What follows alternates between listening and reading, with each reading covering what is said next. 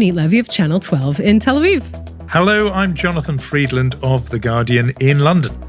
And we are Unholy from Keshet Podcast, two Jews on the news. Happy Purim, Jonathan. Purim Sameach to you, Purim Yonit. Sameach. I brought props. Oh, have you? That's good. You have a little rattle there to make noise. What could I do? I'll drum the table. Every time we say the name of a hated figure, one of us has to drum the figure. It could be a very noisy podcast, this one, because we may mention lots of forbidden figures. Can I use the competition on other channels in Israel? Could I do that as well? As soon as you mention their name, we'll start rattling and howling and humming. We'll do it all. Purim is really I don't want to say the greatest of Jewish holidays, because Hanukkah has a special place as well. But I mean, it's a good holiday, isn't it? It is if you are a cross-dresser. It is if you're interested in fantasy role play. I make no comment or even suggestion, but no, it is the dressing up festival. And I've told you before, listeners know I live in the heart of Haredi, London. And so it is the one day, you have to say, where kids who, I feel with some regret, they're often dressed very uniformly. You'll see siblings of 6 or 8 or 9 ultra-Orthodox kids all dressed identically. But Purim is the one day they get to dress up and play.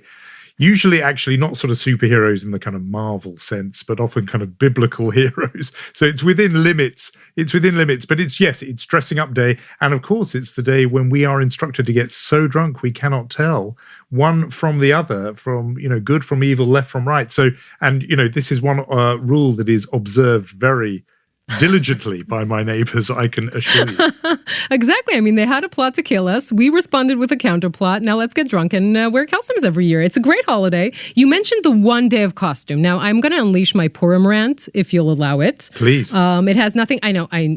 Just a disclaimer. We're very lucky this year in Israel that we actually have a certain partly open school system. So there are actually kids going to school. But just detached from that, I have to say that somewhere between being a child and becoming a parent myself, Purim has morphed into an 8-day event, right? So you have the official costume day in school and the kindergartens, and then you have the come with pajamas and come as adults and come in animal costume and come as princes and princesses, and it, in a hat day. So it morphed into like this 8 days of costume celebrations where you're asking yourself, wait, the miracle of Purim was actually that the costumes lasted for 8 days? What happened here?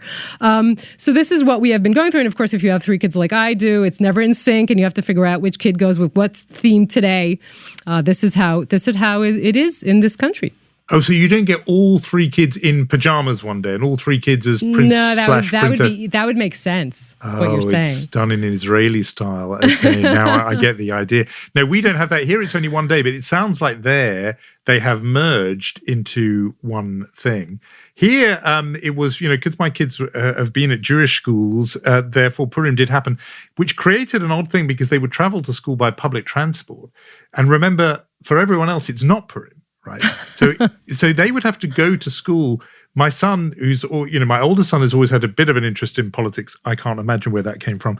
He went to school, his mother, of course, age 14 as Kim Jong-un, traveling on the regular train in North London with everyone else just wearing school uniform and thinking, what is going on here with this kid?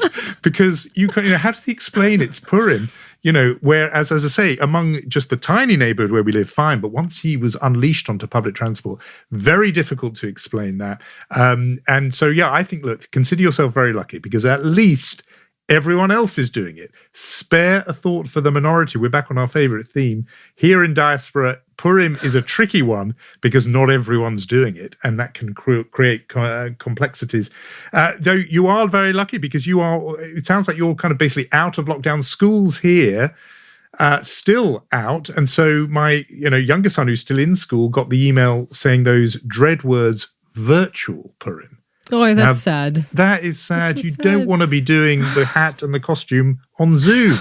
That is not fun. Or you could just use the cat filter and say, I'm not a cat. I mean, that is like what you can do on virtual Purim, right? Oh, that would be very good. That would be clever. He could have done that, actually, as his costume. Okay, I may have to break off and run downstairs and tell him that, because that is a very neat solution for Purim. But schools are going to be back soon on March the 8th, because this week the Prime Minister, Boris Johnson, has announced a plan, a roadmap. Older listeners will remember roadmap for being George W. Bush's plan for Israel-Palestine, but now it has new meaning because it is our way out of lockdown. And it's very funny. And this meaning might actually work, right? Well, this is the funny Contrary thing, to the other roadmap you just mentioned. Exactly. Oh, well, that. And also I was going to say compared to the earlier lockdowns, Purim, people know it's the festival where everything is upside down and topsy-turvy. And so the British Prime Minister, who probably doesn't know the fine theological niceties of Purim, is himself enacting a kind of topsy-turvy Purim thing, because he has inverted his whole personality and become this sober, calm, patient figure.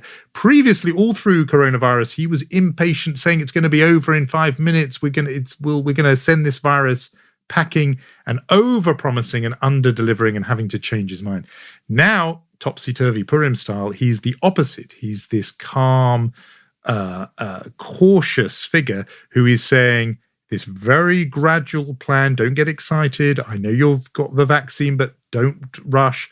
We're going to phase it out, with the first thing being a return to schools on March the 8th. Yeah, so if Boris Johnson is going as the serious Boris for Purim, I think it's safe to say that Benjamin Netanyahu is going as vaccine Santa for Purim, because the story coming out of Israel this week was that Israeli journalist Gilly Cohen reported that Israel is going to send 100,000 vaccines to 19 nations around the world. Some of these nations announced that they were moving or had already moved embassies or missions to Jerusalem, Honduras, Guatemala, and Czech Republic. There was no debate at all in the Security Cabinet, no authorization by the Justice Minister or Foreign Minister, and Benny Gantz, who's the Defense Minister, and by the way, Interim Justice Minister, said that Netanyahu thinks he's running a kingdom and not a state by this decision. Obviously, Israel's already criticized for not making it a priority to vaccinate the Palestinians. We might talk a little bit more about that. But it isn't making us look better, right? These 100,000 vaccinations being sent abroad. No, I don't think it is, because, vaccine diplomacy, which is a new thing now in our world, but it's a real thing, with China and India, jostling with each other to distribute vaccines to win influence and goodwill in Asia, etc. I know the United Arab Emirates is giving some vaccine to Egypt. Obviously, this is a thing to be doing. Russia trying to boost its profile.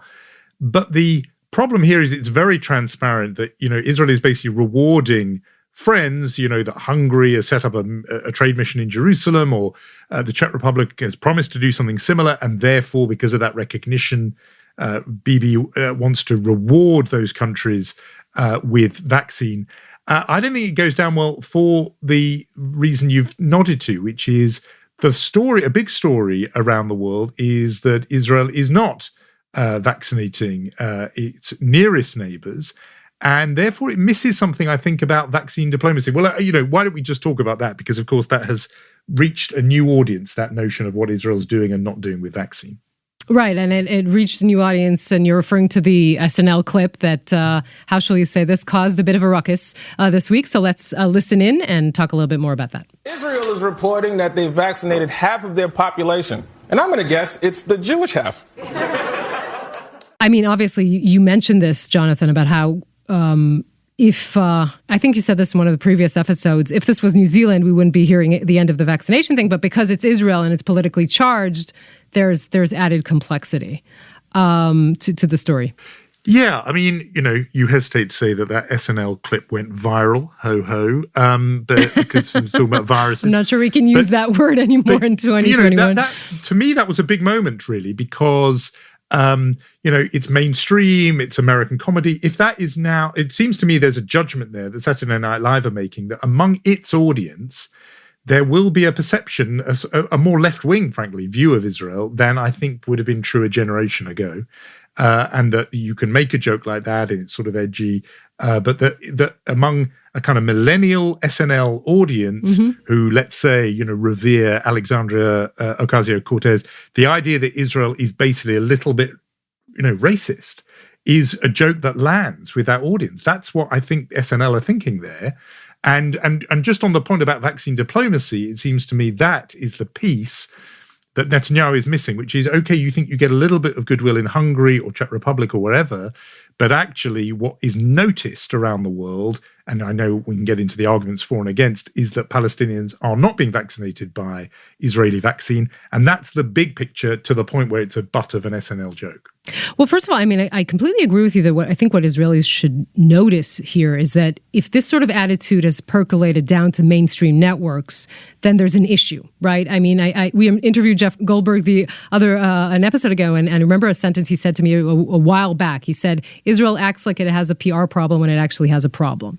So I think that is something to note when you think of this story.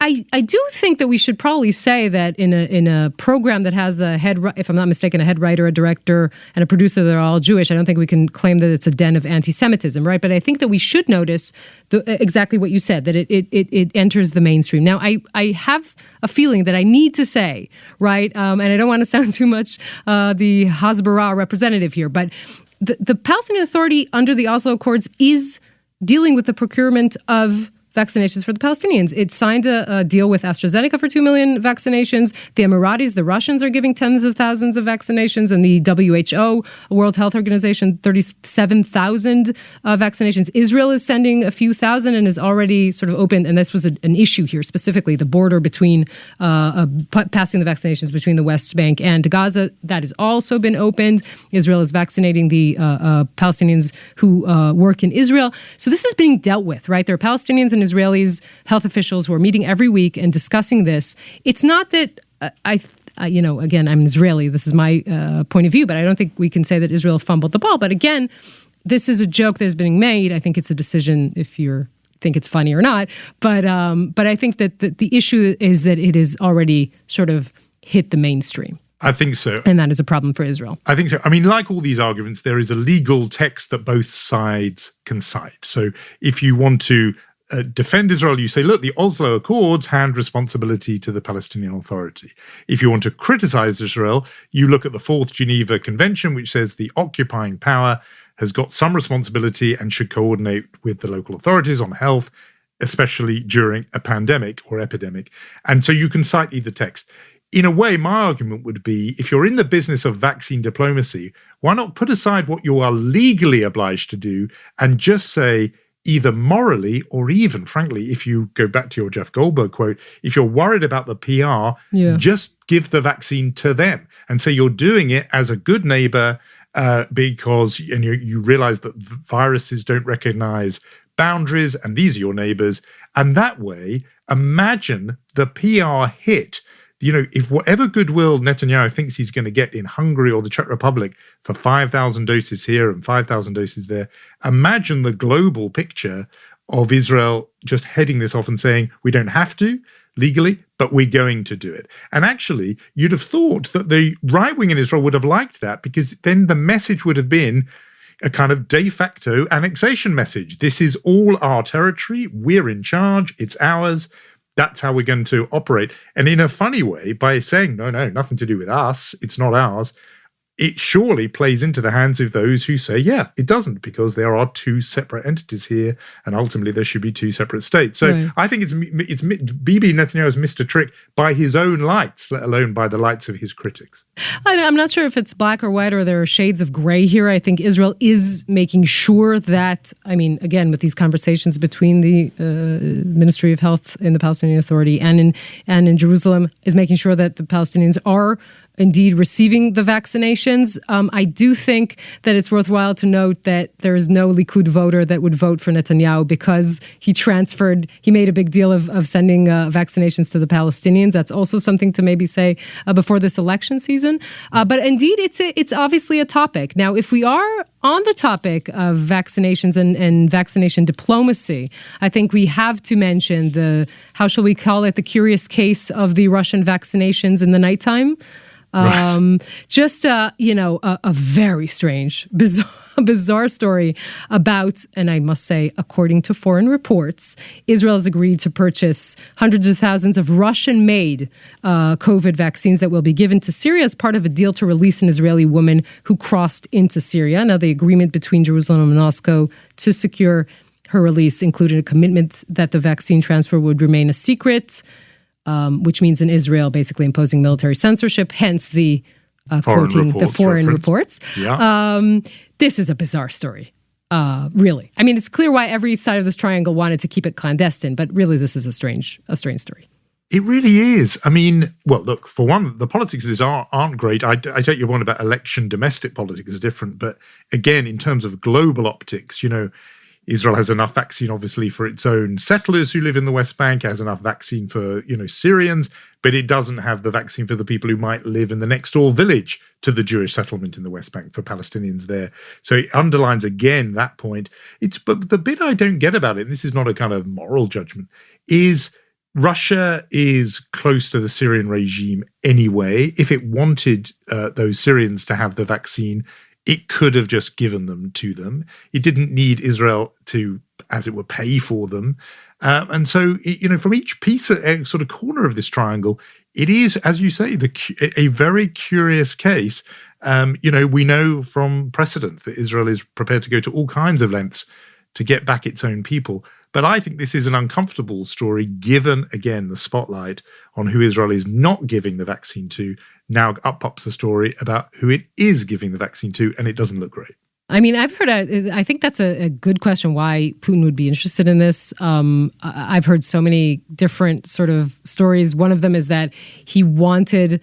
He was okay with giving the vaccinations to the Syrians, but he wanted someone else to pay for them. And the other story is that he wanted sort of an authorization from the Israelis or for anyone else that the Russian vaccinations are good. I almost want to say kosher, but are good vaccinations. Yes. So, I mean, this is a very bizarre story. And as you say, it sheds light on the fact that Israel is still under criticism, even though I think less so today than a month ago or 2 months ago for the lack of for the issue of the Palestinian vaccinations. Would we want to move on to Israeli politics, Jonathan? It goes so seamlessly well, given that politics is, all of this is politicking and it's all electioneering. And how far are we away from election day? I was going to say, let's not forget that we're 25 days before elections. And I'm saying that because it is really easy to forget. I mean, if you drive around or walk in the streets here, or even watching TV, you're not going to notice the usual sort of brouhaha of elections, right? I mean, there's not the three main sort of contenders jockeying for the crown, right? The Bennett, Sar, Lapid.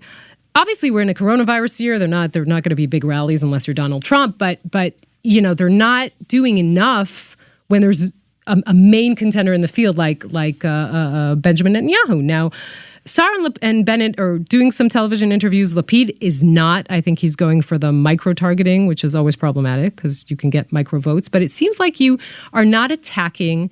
You're not going for the jugular, right? I mean, Lapid could be attacking or hammering Netanyahu on the whole sort of ultra-Orthodox connection. Gideon Saar could say Netanyahu is not a player in the whole story between the U.S. and Iran, right? Wait, Iran, just a sec. Just going to do this. Look, if you're not going to use the rattle about Iran in a Purim program, when are you going to use it? So, I mean, they are not on this, right? It's a very, you kind of feel like there's a field with only one main player. It is really hard to figure this out because the idea of the non-campaign campaign definitely does exist in politics, but it usually exists for the front runner or the incumbent who sits on a lead and therefore does not go out campaigning because you can only lose from it. It's only downside. Yep. And you make your rivals look small because they're out electioneering. And meanwhile, they used to call it the Rose Garden strategy in American politics. The president would sit in the White House deliberately governing above the fray. You could understand that if it was, if Yair Lapid, say, was 25 points ahead. Fine, then you do that. But if you're not, it is just strange. And oddly, it echoes something that's going on here too, where we have, the non-opposition opposition in the form of Labour and its still relatively new 1 year on leader, Keir Starmer, who consistently refuses to oppose the government. So just now, the government's new lockdown easing plan that I mentioned, Labour said, yep, fine, we're on board with that. Should have happened a bit earlier, but yep, it gets a green light from us.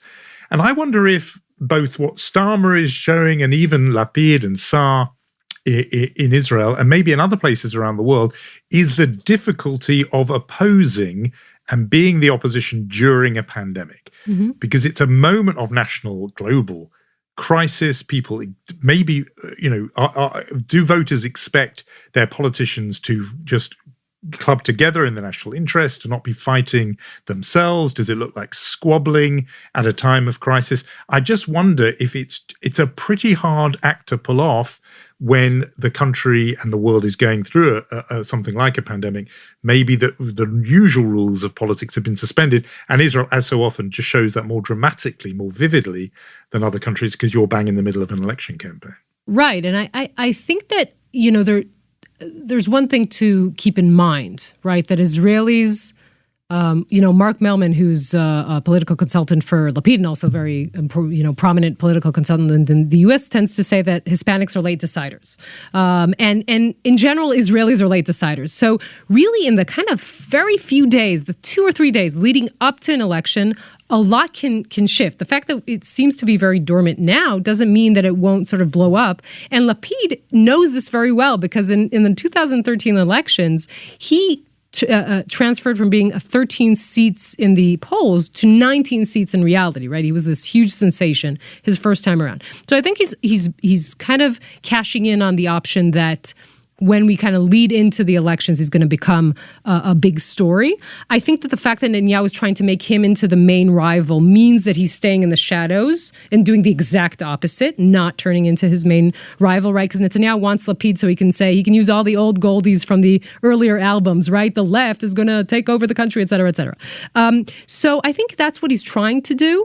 And maybe he still has, a few tricks up his sleeve. But it is a strange feeling, because it's a dramatic election. It's important. It's pivotal. The prime minister is going to sit after the election in his trial 3 days a week. And it seems like not a lot is going on. By the way, what is going on is a very strange story that was published this week in Israel about a deputy minister in the prime minister's office named Fetin Mula, or as Israelis call him, quite an anonymous chap, right, who has been, by reports, liaising with Palestinian officials to strengthen Netanyahu's power in among the Arab Israelis, right? Or telling them either don't go to the polls and don't vote for the Joint Arab List, or vote for Netanyahu. Now, Netanyahu himself has denied this, but, as Jim Hacker says in Yes Minister, in politics, never believe anything until it's been officially denied. I'm giving you this example not only because it's strange and thus, juicy, but also because there is one player in the field, right? I called him the Beth Harmon from Queen's Gambit a few episodes ago. He's the Beth Harmon of politics, Bibi. This is what he does. He's playing 10 chessboards at the same time, while his rivals are not picking up the game. It doesn't seem like they're picking it up. And what is so odd is that the rivals do seem to be thinking that the anti-Beth Harmon strategy, meaning being on multiple boards, will somehow work, because, as you just said before, going one-on-one with him hasn't worked. Mm-hmm. And therefore, maybe by forcing Bibi to play on 10 boards at once, having 10 rivals rather than a solo opponent, somehow helps them. I think the only rational reason for believing that is, look, everything else has failed, so maybe this will somehow do it. But on every other ground, no, I think it's right. It's unlikely. But I don't want to be this media building up fake drama, because we never do that on commercial television, Jonathan, ever. Ever. Heaven forbid. I remember we mentioned SNL. There was once this great skit. Jerry Seinfeld was on, and he was doing this local newscaster, and he said, right after the commercials, the president is dead, but the president of what? We'll tell you in a minute. So that always sort of epitomizes to me how it works on commercial television. But no, this is not fake drama. There are a lot of parties on the verge of the electoral threshold, which means, and I remind you that Naftali Bennett in 2019, the first of this election cycle, was short 1,461 votes from entering the Knesset with his party. This can happen, by the way, still can happen to Naftali Bennett. It can happen to the Labour Party. It can happen to Meretz, the left of the Labour Party, or to the extreme right with Itamar Ben-Gvir and Smotrich. So this is going to be a very dramatic I want to say election night broadcast, but just the couple of days, not only the night itself, but the couple of days after, when they'll still be counting the votes and seeing, who enters and who's not. And he is brilliant at that particular game, isn't he, Netanyahu, of consolidating, cleverly working out and sort of husbanding and marshalling the right-wing vote so it actually works efficiently and puts itself in baskets that will clear the threshold, to mix the metaphor, rather than being wasted. And that's just, one example of how he does play 27-dimension chess. Yep. So we want to move on to Chutzpah and Mensch and then a special Purim segment. But before we do that, I wanted to make a note, Jonathan, about following our conversation with Jeffrey Goldberg last week. Yeah. I spoke to other voices, and I heard other voices in political Jewish community that don't all agree that the state of the Jewish community in the United States is fragile. And Amos Hochstein, who is a close Biden advisor, also an envoy in the Obama administration, also, by the way, rumored to be an option for ambassador to Israel, called me up after the episode and said that the Jewish community, he wanted to emphasize that the Jewish community in the United States is safe and has been America has been a welcoming home to Jews for 400 years, and that the attack, like the attack that we saw in Pittsburgh, was so painful partly because it was so uncharacteristic. So he really wanted to make that point. And I think that we have started this interesting conversation here that we should return to one day. We definitely should know. A lot of reaction to that conversation the two of us had with Jeff Goldberg, and it's very heartening to think that people are exercised and speaking about it and getting onto you. While we are sort of mopping up things, I thought we should mention, and probably do no more than just a mention, but of this story that I know that lots of people who follow Israel outside Israel have been paying a lot of attention to, and that is the publication of a book by the daughter of Amos Oz, the laureate of Israel. It's for a long time its most distinguished writer, known also as a sort of peace campaigner and activist, and loved and revered, particularly by often liberal Jewish communities outside Israel.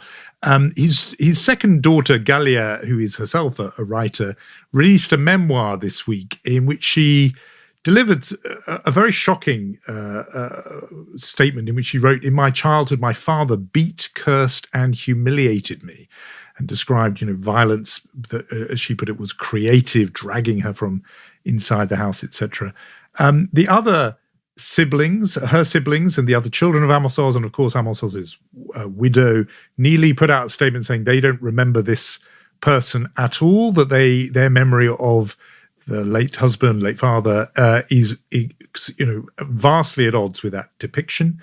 And I know this has caused a lot of debate inside Israel, partly because of Oz's extraordinary stature. I don't think we can know where the actual truth of this story, because you have a family with conflicting memories. But just thought we should record it, given the intense interest in him that there was for decades, and the extraordinary sort of admiration there has always been and always was for him as a writer. Right. Obviously, any public discussion about these issues would be tough for any family, and a family sort of so prominent in Israel. You have her brother, Galia's brother, writing a post on Facebook saying, this is a painful time for us as a family, but I know that there is a kernel of truth in her words. That is how he summed it up. Let's move on and give this week's Chutzpah Award, Yonit. Yeah, I think it's time for that. I have mentioned before that chutzpah is a word that's often misused by those who are not native Yiddish speakers, and it's often understood just to mean sort of brio and kind of pluck. And in that, with some hint of that usage of the word, I want to nominate for this week's Chutzpah Award none other than Benny Gantz, who was, of course, very much Bibi Netanyahu's one-on-one opponent in previous elections. Not so much now. His party absolutely tanking in the polls, and maybe won't clear the threshold and get into the Knesset at all. With that in mind, he issued an election ad, which I just thought was rather brilliant, and sort of chutzpah in that kind of bravado sense, in which he really leans into his own unpopularity. The ad shows a focus group sitting around, or individual members of the public sitting around, saying all the things they don't like about Benny Gantz, and particularly highlighting his failure to keep his promise not to go into government with Netanyahu. That was his signature promise, which he broke.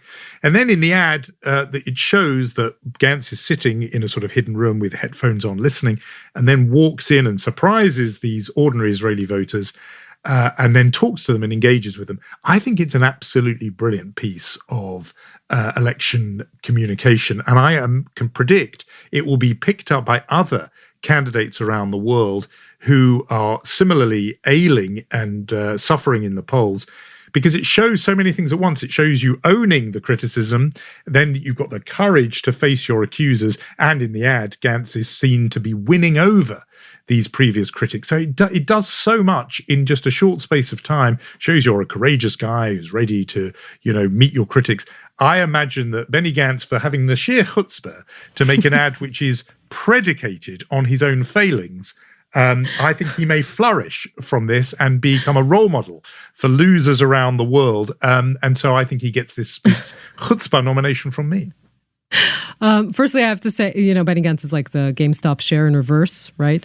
In this election, I think it's a very good ad. I think that we should just make note that Benny Gantz has got a lot of money that he could spend because his funding is relative to the fact that he was a large party and now he's a very small one. But he's not in the group that I mentioned before. He actually is doing the work. He's giving, 20 interviews a week, trying to set himself as a rival to Netanyahu. I think he actually he's improved his chances. He actually might pass and even take votes from the Labour Party, etc., or even from Lapid. So that's an interesting thing to watch. My chutzpah nominee this week. First of all, I have to say that giving a chutzpah award to every public official who breaks COVID guidelines is boring. But having said that, when it's the IDF's most senior generals, including the Chief of Staff, Aviv Kochavi, 100 of them, right, in a farewell party, that has to get a special chutzpah award. We're talking about an event held for Major General Moti Almos, the head of manpower directorate in the Israeli military. He's the HR general, if you will, former IDF spokesman, and actually quite lovely man, but his party had 100 people. The military said that everyone was vaccinated, or 90% of them vaccinated. Still not a very good example, and you would think the former IDF spokesman would know something about presenting the right image. So that is my chutzpah award nominee. A worthy nominee, I have to say. And what about for Mensch? I think I've got a nominee who I think really deserves it, which is Merrick Garland. The man cheated of his place on Barack Obama's Supreme Court. You'll remember the Republicans refused to hear his nomination for the Supreme Court. He's going to get much better hearing for his nomination for Mensch of the week, because he's in the middle of new nomination hearings for the job of Attorney General to Joe Biden. And he was asked at some point by, I think, Senator Cory Booker about why he wants the job and what contribution he could make. So, I come from a family where my grandparents fled anti-Semitism and persecution. The country took us in and protected us. And I feel an obligation to the country to pay back. And this is the highest, best use of my own set of skills to pay back. And, listening to that, I can't really even get through that without myself getting a bit choked up. There is something in my eye, Yonit, as I hear that. I just think that's incredibly moving. And what I agree. It's just a beautiful segment. And we're both teary-eyed, I think. It's a funny thing. Mensch is always a bit of a head scratcher. It's easier, for me at least, to find the chutzpah nominee, right? It's always sort of... But this week, I have two Mensch nominees. Still don't think I win over yours, but I'll give you the story. One of them is Zohar Levkovich. He's an Israeli entrepreneur, part of an Israeli reality show called Shark Tank. I think in Britain it's called Dragon's Den. Right. And he has a 12-year-old girl, part of the unlucky cohort of kids who are still not coming back to school here. 7th graders to 10th graders are still staying at home. God knows why, because the malls are open. But that is the way it works. So he rented a huge space in a Tel Aviv mall and said he would pay for kids going to school there and teachers and all of them. The amazing thing is that many people actually became super viral. I'm using the word viral again after saying we can't. And thousands of kids wanted to apply, and also senior managers and social leaders stepped up and said they wanted to volunteer to teach them. So it's a beautiful initiative, also has its own internet site. All this happened in a week. That is my first nominee. The second is a menschet, not a mensch, and she's Effie Hertzky. She's an 81-year-old senior citizen from Ramat Gan who went back this week to gym after lockdown measures were eased. We mentioned this. Quite usual so far, but when you hear her speak, she is an Ola, a Jewish-American immigrant in Israel, and a volunteer nurse, and just a lady with wonderful energy and a sense of humor. And our camera crew, Channel 12, went to one of the gyms and saw her walking on the treadmill, connected her with Rafi Reshev, who hosts the 5 o'clock talk show. And everything that happened after that is solid gold. You have to hear a part of it. Let's listen in. Are you married? אני כן, בהחלט. חבל. אוקיי, שיהיה לך חיים גם טובים. לך, מכל הלב, ושתשמרי על המרץ הזה. והרבה אהבה לכולם. תודה. It's funny. She's very funny. She asked him to marry her, etc. So actually we made A Star is Born, right? She's been invited to every TV show, making Olim here in Israel very proud.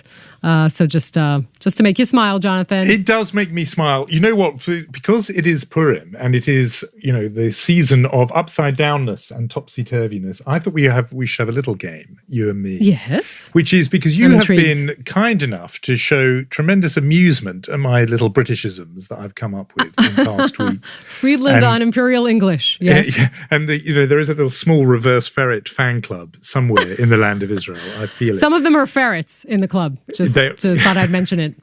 So I thought this time I would offer to you my favorite Hebrewism. I love it. Just because it isn't one of those phrases. It's a phrase that only exists in Hebrew. There is no equivalent in English, and that's why I love it, even though it's half English. And the origin of the phrase in question is she'elat kitbag, which I genuinely use, and it means the kit bag question. And the origin of it is that many years ago at a Labour Party conference, I spotted the Israeli ambassador appearing. And I thought to myself, it's actually the festival of Sukkot at the moment. And I thought there was a ruling that ambassadors normally didn't show themselves during Jewish holidays because they were meant to be observing the Jewish holiday. And I said to him, I'm very surprised to see you here. You'd have had to travel up to Manchester or Birmingham or wherever it was. And isn't it really meant to be the Chag and you're not meant to do that? And he was observant a bit himself as well. And he said, well, actually, in Israel, it's no longer Chag, but in diaspora it is, but not in Israel. And I follow the Israeli rule. And then I said, but you're in diaspora now. Surely you should be following the ruling here outside Israel. I said, have you asked anyone? Perhaps you should ask a rabbi. He said, no. Definitely I wouldn't ask a rabbi. That would be she'elat kitbag. And the origin is that when you're, as I understand it, when you're on military maneuvers, you're doing your basic training, and your commanding officer says, right, everyone, get up in the morning early for a 100-mile hike. You do not put up your hand and say, do I bring my kit bag? Because if you do, your commanding officer may well say, yes, good idea. I hadn't thought of that, but why not carry your 60-pound kit bag on your back? If there's a question to which you do not know the answer and you do not want to know the answer, that is a she'elat kit bag. And I use that formulation often. And again, just asking the question can have undesirable effects. So it's quintessentially Israeli, right? If you beforehand think that you won't get the answer you want, just don't ask the question. Right, and even asking it could bring trouble. Exactly. Leave it in your kit bag. Just leave the question there. I mean, for example, if we won't ask our executive producer, Leo Friedman, if we can run a bit longer, because then he'll notice that we're running long and he'll tell us to stop. So that is a she'elat kitbag. Now, wait, do I get a British idiom? You have to. Can I get one in? Which I contemplated this long and hard because there are so many beautiful ones.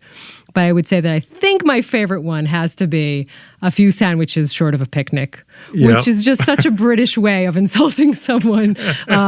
In Israel, we would say not the sharpest pencil in the pencil box, or just not reaching the elevator, not quite reaching the penthouse. But that's good. I like that.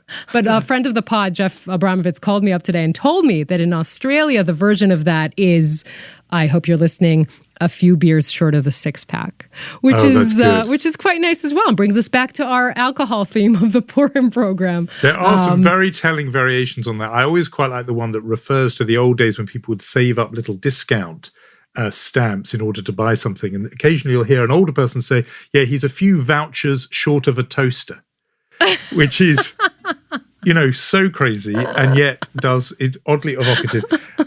That's brilliant to be a few sandwiches short of a picnic. Yes, that is my cultural heritage laid bare in that phrase. I think it's pretty good. It's a Purim special. We will go back to me doing the Britishisms, Yonit with the Hebrew Israeli-isms from next week. For now, though, I have to say, if you are enjoying this podcast, please don't hold back. Don't be British or English about this. No reserve. Spread the love. Give us a 5-star review and subscribe. Obviously, that shouldn't even need saying. And do encourage your friends to follow us as well. And I will say thank you to our executive producer, Lior Friedman, our resident mensch, if you will. And also thank you to Rom Atik and Yair Bashan and Irad Eshel for original music. And happy Purim, Jonathan. We'll meet next week. Happy Purim to you too, Yonit.